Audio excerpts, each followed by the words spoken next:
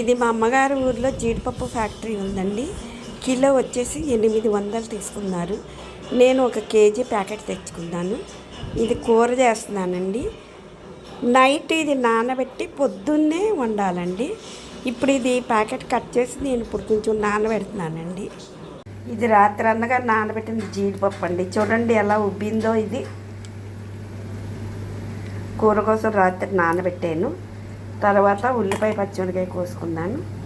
ఇప్పుడు ఈ ఉల్లిపాయ పచ్చిమిరకాయ నీళ్ళలో వేసాను. వేగుతుంది. ఇది వేగిన తర్వాత జీడిపప్పు వేద్దాము. ఉల్లిపాయలు వేగిపోయినాయండి. చూసారా ఎర్రగా వేగిపోయినాయి ఉల్లిపాయలు.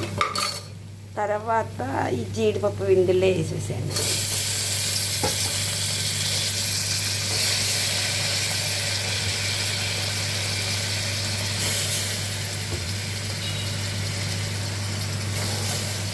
తర్వాత కొంచెం అల్లం వెల్లుల్లి దంచుకున్నాను, అది కూడా వేసేసాను.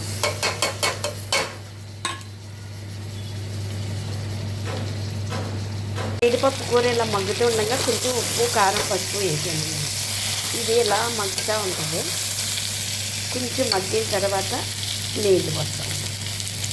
ఇదిగో ఈ జీడిపప్పు కూర ఇలా మగ్గుతూ ఉందండి. అప్పుడు కొంచెం నీళ్ళు పోసేసి మూత పెట్టేస్తా.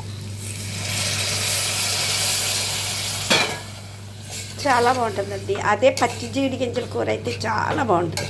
అప్పటికప్పుడు మనం కోస్తాం కదా జీడిపప్పు, చాలా బాగుంటుంది. అంతేనండి. విజిల్ పెట్టేస్తున్నాను, మూత పెట్టేస్తున్నాను. చూడండి.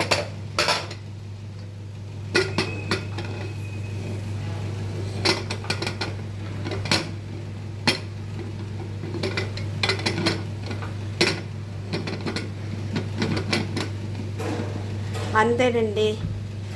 ఇలా ఉడికిన కూర తర్వాత మీకు చూపిస్తా.